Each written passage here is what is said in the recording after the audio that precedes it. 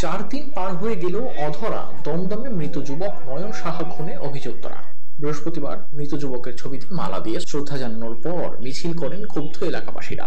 এই হত্যাকাণ্ডে নাম জড়িয়েছে স্থানীয় কাউন্সিলর উষা দেবনাথের স্বামী অভি দেবনাথের এবং তার অনুগামীদের। ঘটনার পর থেকেই তালা কাউন্সিলর উষা দেবনাথের বাড়িতে। মৃত নয়নের দাদা নিন্টু সাহা দীর্ঘদিন ধরেই তৃণমূলের সঙ্গে যুক্ত। এমনকি নির্বাচনের সময় কাউন্সিলর উষা দেবনাথের পাশেও তাকে দেখা গিয়েছে। যদিও পরে দূরত্ব তৈরি হয় দুজনের। মৃত যুবকের বাড়িতেও ভাঙচুর হয় গোলমালের জেরে। তবে নিহত নয়ন কোনো রাজনৈতিক দলের সঙ্গে যুক্ত না থাকার পরেও তার এই নির্মম পরিণতি কেন ঘটল তা এখনো বুঝতে পারছেন না কেউ। তবে কি তার দাদার সঙ্গে কাউন্সিলরের গোলমালের খেসারতি গুনতে হলো যুবককে? ছোট ভাই হারানোর বেদনা নিয়েই বাড়িতে নয়নের পারলৌকিক ক্রিয়া সম্পন্ন করলেন দাদা। আমি চাইছি ওদের যেন ফাঁসি হোক। ওরা যেইভাবে মেরেছে আজকে শুনলাম, আমি তো জানি না, আমার তো আজকে এই কাজ থেকে সবে উঠলাম এখন।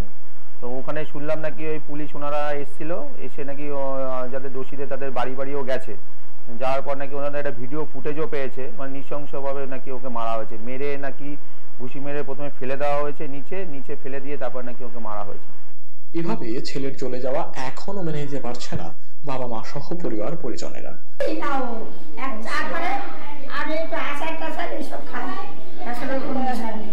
শুধু ভালো মন্দ খায়, ওর এমন যখন রান্না চলে না, ওর জন্য ভালো মন্দ খাবার রান্না আমার সেই পোশাক করবো। এই বিভৎস হত্যাকাণ্ড প্রতিবাদে মৃত যুবকের আত্মীয় স্বজন, বন্ধু বান্ধব ও প্রতিবেশীরা বিক্ষোভ মিছিল করলেন বৃহস্পতিবার সন্ধ্যায়। নয়নের ছবির সামনে মালা দিয়ে মোমবাতি জ্বালিয়ে প্রিয় নয়নকে শ্রদ্ধা জানালেন সকলে।